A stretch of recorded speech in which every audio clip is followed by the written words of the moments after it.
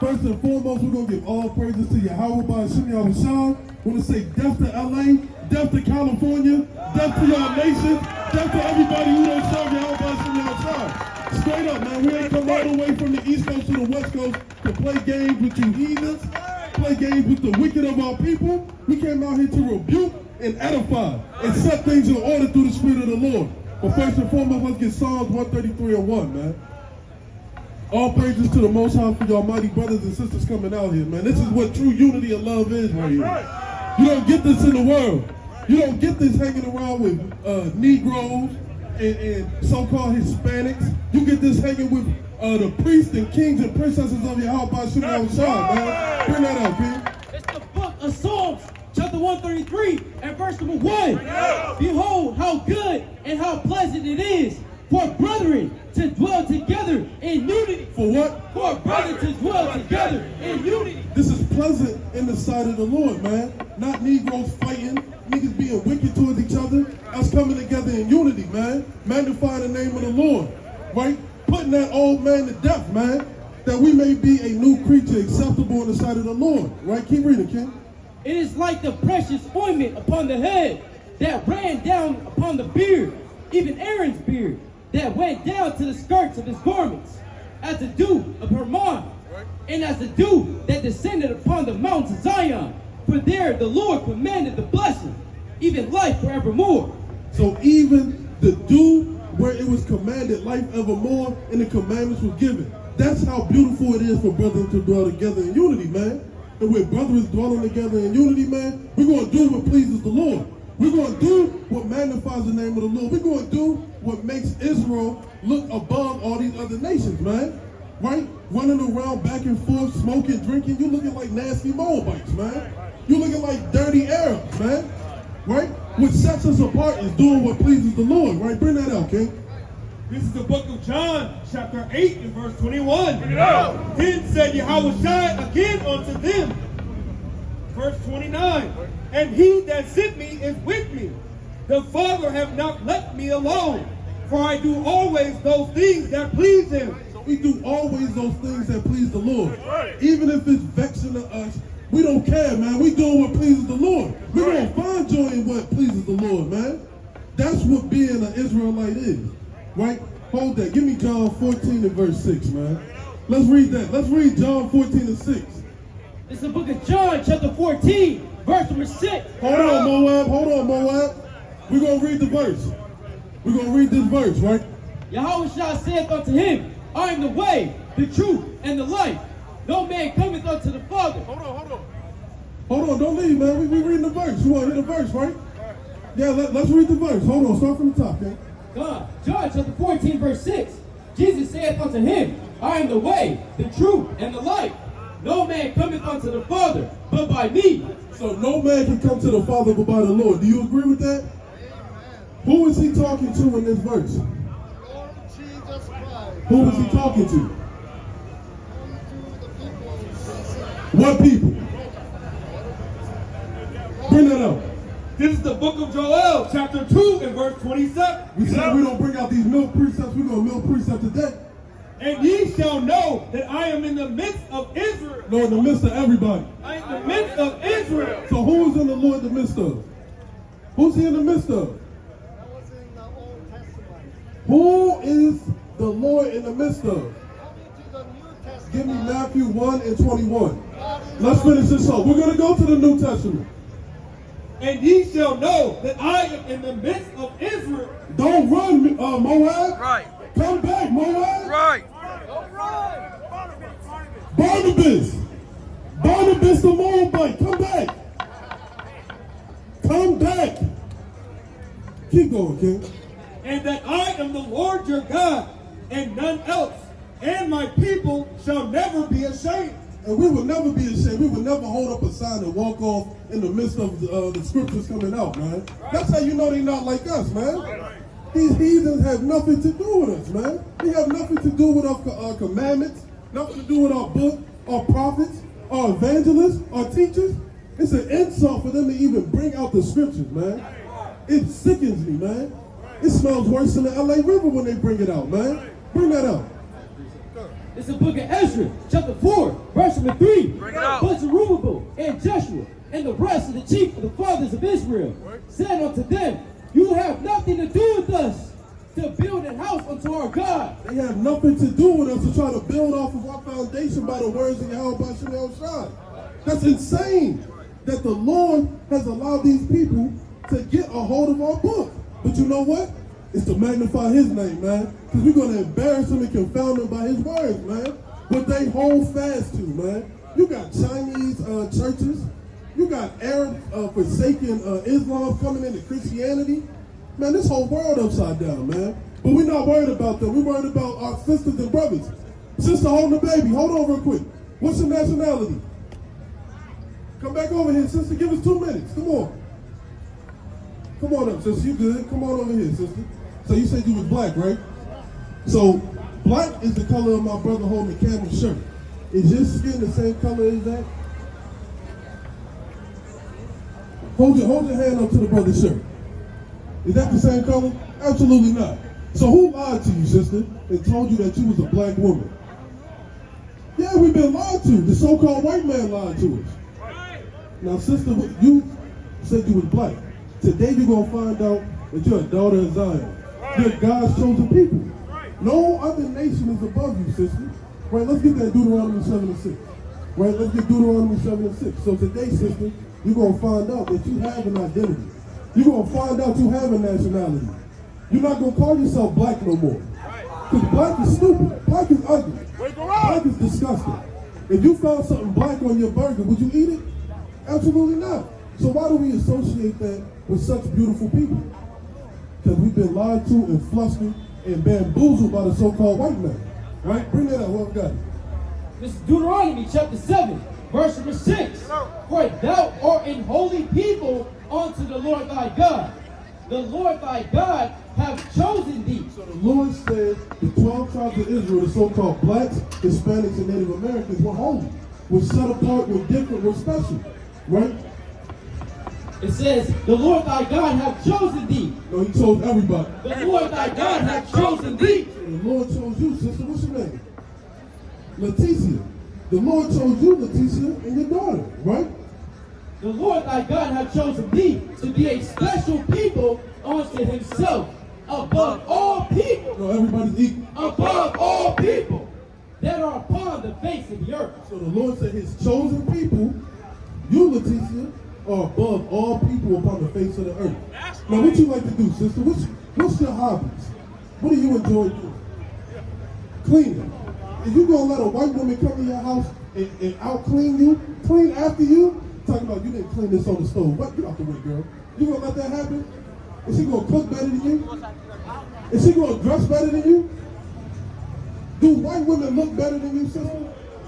Hell no. You probably said it without a question. Hell no, they don't look better than you, sister. Because we're God's chosen people. And we know we're God's chosen people because we fit the curses in Deuteronomy prophesied by Moses unto us. Right? Let's bring it up.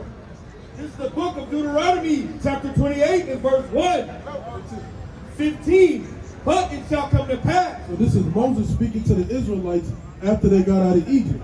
Right? What's Moses' famous words? Let my what? People what? Let my people go. If somebody's saying let my people go, are they in freedom or are they in bondage? If you were in jail and I was saying free Leticia, are you free or are you in bondage? You in bondage. Right? If I'm saying let you go, that means that you're in jail, right? So if Moses is telling let my people go, that means his people are still in captivity. I'm not going to say let somebody go if they're already free, right? You get what I'm saying? You don't follow? What part is confusing you, sister? Okay, that's all good. We're going to slowly walk with you, all right? If thou wilt not hearken unto the voice of the Lord thy God, So if we don't listen to the voice of the Lord our God, to observe to do all his commandments and his statutes, which I command thee this day, that all these curses shall come upon thee and overtake thee. so if we don't keep the law, statutes, and commandments that the Most High gave to Moses to give to the Israelites, curses will come upon us. Now, is a curse a good thing or a bad thing? It's a bad thing, right? You don't think so? If somebody curse you out right now, is that a good thing? No, it's never good to get cursed out. A curse is a bad thing, sister. So we're going to read 3 curses. And I want you to see if that fits you or this nasty sodomite weird white man behind you, or does it fit our people? All right, sister? Let's go to verse 16. Verse 16, cursed shalt thou be in the city. So the Lord said his chosen people, for being stiff-necked, hard-headed, and rebellious, will be cursed in the city. Now, how are we living in L.A., Compton, Inglewood? Are we living cursed or are we living blessed? We live in cursed, right? It's drive-bys all the time. People selling drugs. Say it again. Exactly. Right. It's wicked over there. So cursed shalt thou be in the city. And cursed shalt thou be in the field. The Lord said his chosen people be cursed in the field. Now, when have so-called black people been cursed in the field, sister? During what time period? You ever seen Roots? You ever heard of slavery? You never heard of slavery, sister? Well, we was cursed in the field during the times of slavery. Picking cotton, right, from sun up to sun up, right on the islands, on the banana plantations, in the sugarcane fields, right? So that's being cursed in the field.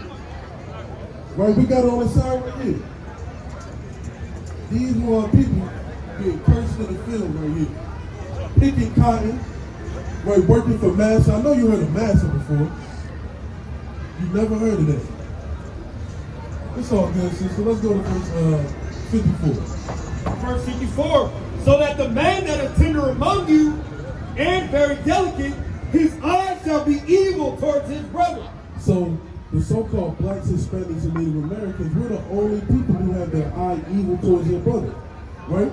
Like you just said, in the areas that I named, there's a lot of hatred, a lot of evil going on, a lot of gang banging, racism, right, amongst our own people.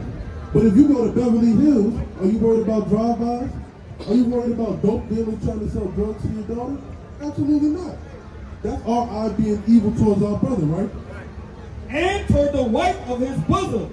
So even towards our women, we prostitute them out. We got them dancing naked in music videos. We treat them like garbage, right? The white man don't do that. He set them up on their billboards and make them to be worshipped, right? And toward the remnant of his children. Have children, what you gonna do? Which he shall lead. Who's known for leaving their children? Did you grow up with your father in the house? You did? You're one of a few. If we took a poll out here, I guarantee you it'd be less hands up that say they grew up with their fathers than more hands up who didn't grow up with their fathers. Who grew up with their father in the house in here? Raise your hand. Look, 1, 2, 3. And look how many brothers up here. Right? These are the curses that were placed upon God's chosen people, the Israelites, not black people. Now, you said you heard about slavery. Or did you say you heard about it? It was years ago, right? How did we get to this land called America? Did they fly us over here? Did they make us walk from where we was at? Or did we take a boat? You don't know about that, sister?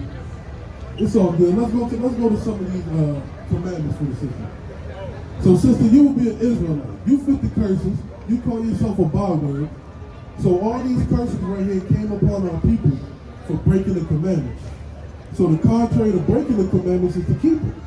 Right? So we're going to read some curses or some commandments for you that you got to make sure that you're keeping, Leticia, and your daughter. Right? So none of these horrific things right here happen to you or your daughter. Because we love you up here. We would hate to see that happen to you. Right? That's why I flew all the way from Baltimore just to talk to you. So you can find out that you're an Israelite. So that you can keep these commandments. Right? I could have been at home, but the Most High brought me out here to talk to you. So let's find out what you got to do. Let's go to Leviticus 11. What you got?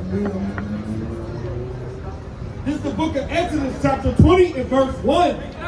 And God spake all these words, saying, I am the Lord thy God, which have brought thee out of the land of Egypt, out of the house of bondage. Thou shalt have no other gods before me. So you shall have no other gods before the Lord. Right? Not money, not these celebrities, not drugs, not clothing, right? Nothing before the Lord. That's an easy commandment to keep, right? It's easy to serve the Lord. right? And not place anything upon them, right? So the perfect way to serve the Lord and not put anything above him is by keeping the commandments, right? Let's go to Leviticus. This is the book of Leviticus, chapter 11, verse number 7. No, verse number 7. And the swine. And the swan. So swan is a pig, right? So the swan. And the swine, though he divide the hoof and be cloven footed, yet he cheweth not the cud, he is unclean to you. So swine has all the characteristics of a clean animal, right? Like a lamb or a cow, right? But they don't digest their food properly, so they're unclean to us, right? Of their flesh shall ye not eat. So sisters, you can't eat pork from this day forward, right? Do you eat pork? Like bacon, sausage, pepperoni? Do you eat these things? You eat these things, don't you, little sister? Well, you can't eat them from this day forward. Not because I said so, but because God said so. And the brother just brought out, you should have no other gods before you. Right? So if you continue to eat pork, you're making pork your God. Now, how foolish is that? Making pork our God. So from this day forward, you can't eat pork. Can you do that? Eat chicken instead. Eat some beef. Well, pork is even more nasty than chicken. What's disgusting? Chicken is delicious, sister. You can get nasty with the chicken. You can fry it. You can bake it. You can smother it. You can put it on the grill. You can put it in the crock pot. However you want to cook the chicken, you can eat it. But you cannot eat pork, sister. You cannot eat pork from this day forward. Right? Can you do that for the Lord? Say that again? Yeah, you can do it for the Lord. Watch your head, sister. Right? Keep going with it. Of their flesh shall ye not eat, and their carcass shall ye not touch. They Hold on. Hey, you can come on, sister. I'll hold it up for you. Keep on moving the goalpost. Yeah, that's what Right? Keep going, kid. Of their flesh shall ye not eat, and their carcass shall ye not touch. They are unclean to you. So you can't eat pork. It's unclean. Right? So now we're going to go to the water. Verse 9. These shall ye eat of all that are in the waters. Whatsoever have fins and scales in the waters, in the seas, and in the rivers, them shall ye eat. Yeah, no, don't worry about it. You can stop on that if you want to, sister. We ain't worried about that. Right? So everything that we can eat out of the waters has to have fins and scales. So what do we eat that come out of the water, sister? That has fins and scales? Fish, right? So we can eat fish that have fins and scales. Right? Everybody likes fried fish. What type of fish you like, sister? What's your favorite type of fish? What about salmon? Oh, no, I don't eat salmon. You don't eat salmon? What about whiting? No. Yeah. Ground turkey every night? Okay. Ground turkey is clean to eat, right? But it's something in the water that we can't eat, right? Keep going, kid. It says, verse 10, and all that have not fins nor scales in the seas and in the rivers, of all that move in the waters, and of any living thing which is in the waters, they shall be an abomination unto you. Right, so anything that doesn't have fins and scales in the water, it's an abomination to you, sister. That means it's disgusting, it's awful, it's horrible. No, we're talking about the things in the water. Right? So like crabs, shrimp. Yeah, you can't eat that crabs or shrimp, sister. Well, the Lord said it's detestable and it's awful. But do you love God? Do you love God more than seafood? That should be an easy answer, sister. You shouldn't have to think twice about it. Do you love God more than seafood? All right, let's find out. Let's find out. We're going to put you to the test. Right? It's the book of John, chapter 14, and verse 15. If ye love me, You said you love God, right? keep my commandments. You what? Keep my commandments. How you show that you love God? By keeping what? By keeping the commandments. The Lord said don't eat pork, shrimp, crabs, lobster, mussels, calamari. Now if you truly love God, you will stop eating that today. Right. If you truly love God, you will forget all that food, forget how to cook it, and forget how to eat it. Right. Sister, do you love God? Are you going to stop eating pork, shrimp, crab, and lobster? Well, let's read it one more time. This is John 14 and verse 15. If ye love me, keep my commandments. So you love God. Are you going to keep these commandments, sister? If not, we can give you a flyer and pray that the Most High gives you the spirit to not want to break the commandments. We will pray for you, sister, but we want to make sure you understand that as being an Israelite, it's a lot required of you. It's a lot required. It's a lot that you have to do. Right? You have to not fulfill your own lust of eating that seafood. You got to not fulfill your own lust of eating that pork. Right? That don't bring you nothing but heartache and pain. And sickness. Right? The brother got it right there. So you're telling me that you love these things right here over God because you don't know if you can stop eating. We know. Give me Philippians 4 and 13. We know you can do it, sister, because all of us have done it. That's right. All of us have stopped eating things we're not supposed to. All of us have taken that opportunity that the Lord has granted us to come and serve Him wholeheartedly. Whoever got it. This is Philippians 4 and verse 13. I can do all things. No, I don't know if I can do. I can do all things through Hamashiach, which strengthen me. So you can do all things through Christ. The Lord will give you the strength to not want to eat that. The Lord will give you the strength to hate seafood. To hate seafood. You can hate chicken all you want, sister, but you better hate pork more than you love chicken. That's right. You better hate pork more than you hate chicken. That's Right? right. Let's get another commandment. Let's go to Deuteronomy chapter 22. This is the book of Deuteronomy, chapter 22 and verse 5. Check it out. The woman shall not wear that which pertaineth unto a man. So the TC, you can't wear what pertaineth unto a man. Right? Look at all the sisters up here. What are they wearing? Dresses. So what can't you wear then, sister? There you go, little sister. You can't wear pants from this day forward. You too, sister. Right? How you know to go to which bathroom? Right? You don't walk into the bathroom and got pants on. You got, what are they wearing? A dress. So the Israelite woman cannot wear anything that pertaineth unto a man. Right? Neither shall a man put on a woman's garment. For all that do so are an abomination unto the Lord thy God. So if we were to wear dresses, we would be an abomination unto the Lord. If you are to continue wearing pants, you will be an abomination to the Lord. Meaning the Lord hates you. And the Lord said, if you love me, you got to keep my what? My commandments, right? So the Lord said you got to put on a dress. You got any dresses at the house, sister? So start wearing dresses every day. Say that again? That's all right, make it new again. Put them things back on. Put some fringes on. Get some new ones, right? But make sure you're wearing dresses every day, sister.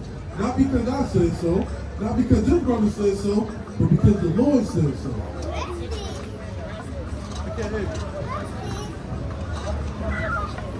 Well, that's not beautiful in the sight of the Lord. You're a princess, sister. What princess do you know that ever wears pants?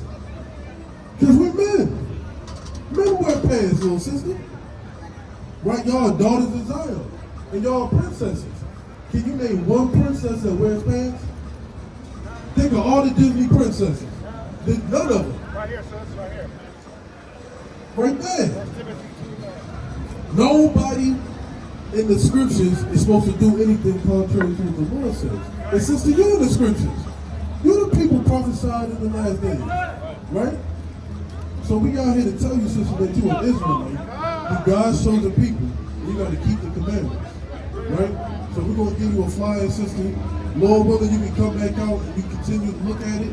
Right? You continue to build up. Right? And you forget that pork. You forget those pans. Right? You forget those crab, shrimp, and lobster that you love. And come back to loving what the Lord loves. Right? We first started off saying, those that serve the Lord love what He loves. We're going to do what He loves. Right? So a brother's going to get you a flyer, sister. Be safe out here. Right here, come right here. Right? Be safe out here, sister, and you're an Israelite. We're going to pray for you. No, we're not going to pray out here. We're going to do it in secret. Well, the Lord sees in secret. Right? But you got to pray for yourself that the Most High remove those spirits of things that are unclean from you. Right? All right, sister. So be safe out here, all right? All praise to the Most High. Right, let's go to 2nd Ezra chapter 11. Start at verse 4. Let's scroll from Aries, man. We gotta hold our people's hands, man. Esau did a number on our people, man. Like Esau did a number, right? Let's bring that out. 2nd Ezra 11 and 40. This is 2nd Ezra chapter 11, verse number 40. And the fourth came and overcame all the beasts that were past, and had power over the world with great fearfulness, and over the whole compass of the earth with much wicked oppression. Right, so with much wicked oppression, right? Sister, you gotta get away from that nasty white man. Right? Save your own life. Right? So with much wicked oppression, right? They put taxes on us that we don't know nothing about.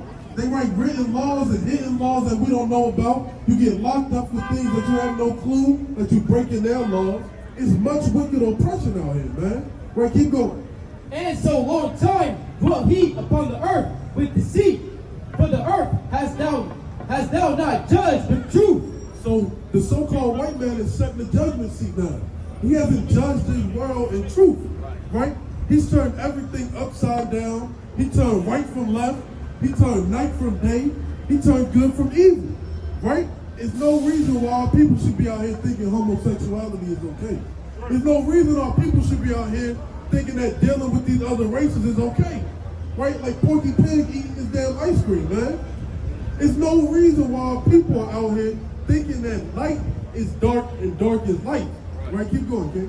Verse number 42. For thou hast afflicted the meek, thou hast hurt the peaceable, thou hast loved liars. So that's what they've done. They afflicted and hurt the meek. Those who the Lord loves, those who the Lord cares about, they afflicted and hurt us. Give me Deuteronomy 32 and verse 10. Right? And they love lies, man. They're the only people who can steal a nationality and continue going on with it for damn thousands of years, man. For thousands of years, they've been lying, talking about they the Jews, man.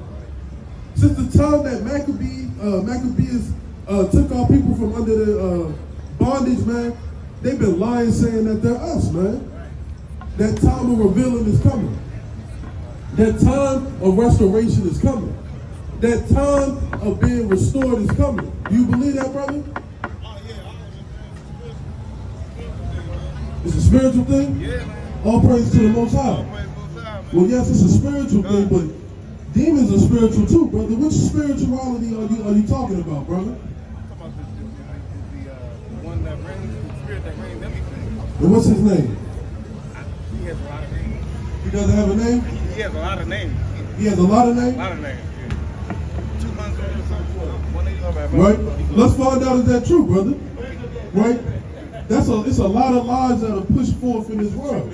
Right? Let's go to Acts 4 and 12. This is the book of Acts, chapter 4 and verse 12. Neither is there salvation in any other, for there is none other name under the heaven. No, he has many names. For there is none other name under the heaven given among men, whereby we must be saved. So there's only one name under heaven by which we should be saved. Right? Contrary to what the so-called white man tells you that he got 1,000 different names, that's not in the Bible. Let's find out what our God's name is. Because the Lord has separated us from all these different people. Right? You too, bro. What's your nationality? Jeremy, it's Jeremy. American, Mexican, Puerto Rican. Okay. Is your father so-called Puerto Rican or is he so-called Mexican? Mexican. Okay, you would be an Israelite from the tribe of Issachar. All praise to the Most High. Right, let's find out what our God's name is. The one, like you said, runs everything, right? Book of Isaiah, chapter 26, verse number 4. Trust ye in the Lord forever, for in the Lord Yahweh. For the Lord what? For in the Lord Yahweh. You missing the name, brother. We're going to read it again. Trust ye in the Lord forever, for in the Lord Yahweh is everlasting strength. So in the Lord Yahweh is everlasting strength. That's our God, brother. That's nobody else's God, not the white man, not the Chinese man. That's your God, brother, and that's your God, brother, as an Israelite. That's the only way we're going to be saved. And if you truly love the Lord, let me get 2nd Ezra 16. Right? Let's start at verse 74. Whoever get it first. 2nd Ezra, chapter 16, verse number 74. Hear, O ye my beloved, saith the Lord. Now, who are the beloved of the Lord? His children, right? But who are we? His children. See, to Abraham had a lot of seeds. What you about to say, brother? What's our nationality? American, Mexican, Puerto Rican. Well, that's 4 different things, brother. 3 different things. Okay, well, God is everything, so it's all good. Well, God has a chosen people. Let's go to Deuteronomy 32 and verse number 7. Start at verse 8. Deuteronomy chapter 32 and verse 7. Verse 8. When the Most High divided to the nations their inheritance, when he separated the sons of Adam, he set the bounds of the people according to the number of children of Israel. For the Lord's portion is his people. Jacob is the lot of his inheritance. So the Lord's chosen people are the Israelites, right? So if y'all fit those 12 tribes right there, you will be an Israelite from the tribe of Issachar. You'll be an Israelite from the tribe of Judah. So who are we? What's our nationality? I just told you. Israelites. We're Israelites. There you go. Right, keep going, kid. God. 2nd Ezra 16, verse number 74. Hear, O ye my beloved. And who are the Lord's beloved? There we go. Right? Saith the Lord, behold, the days of trouble are at hand, but I will deliver you from the same. So the Lord is coming to deliver the Israelites out of trouble.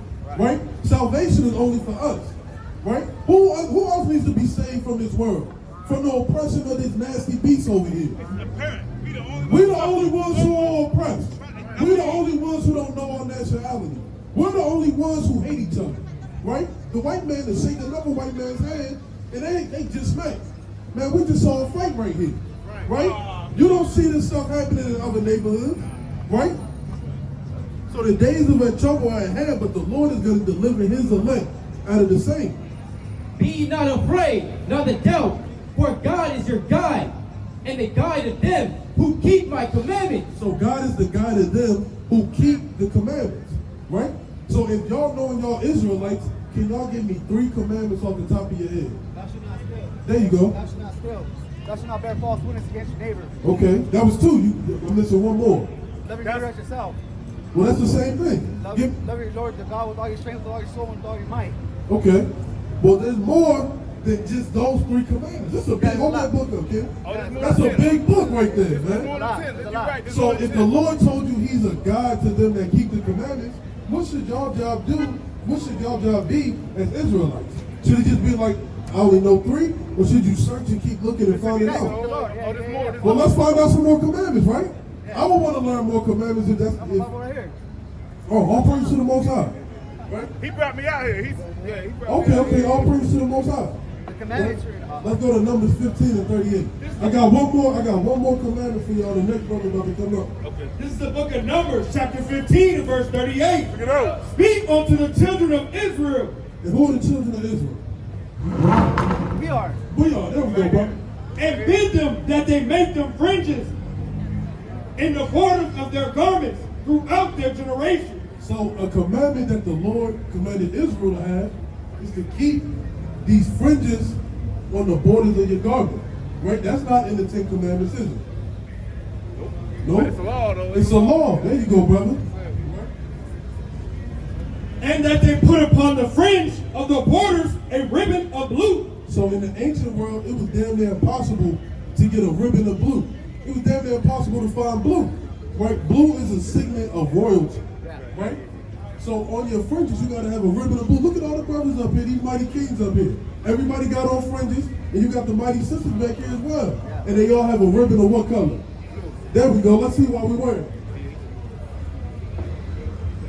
And it shall be upon you for a fringe, that you may look upon it and remember all the commandments of the Lord. So you're supposed to look upon these fringes and remember all the commandments of the Lord and what? And do them. And what? And do them. So this is the physical reminder to keep the commandments. Now my time is up. I don't want y'all brothers to leave, but the elder is coming up, and he's going to edify you in ways that I didn't get to touch on. Right? If you got any questions, anything that you need to ask away, because the elder for sure got the answers through the Spirit. Right? But you need to listen with all your attentiveness. One last precept. Give me Hebrews 2 and 1. Then I'm going to pass it to the elder. Yeah, no, don't leave yet, brother. Don't leave yet, bro. This is the book of Hebrews, chapter 2, verse number 1. Therefore, we ought to give the more earnest heed to the things which we have heard. So you should give an attentive ear. Forget all the folly and madness that's going on past you and listen to every word that the elder is going to bring out. With that, I say, Kwam Yashala. Kwam Yashala. Kwam Yashala. Kwam Yashala. Kwam Yashala. Kwam Yashala.